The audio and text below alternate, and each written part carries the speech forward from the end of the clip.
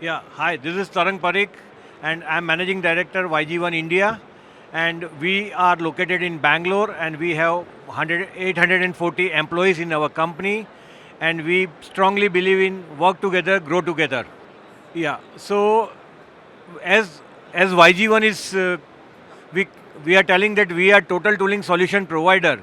So when we tell total tooling solution provider, so we have from the range from HSS commodity products to all high-end products, and we are demonstrating all the products, including our high-end products, 2.8 meters line boring bar in this IMTEX.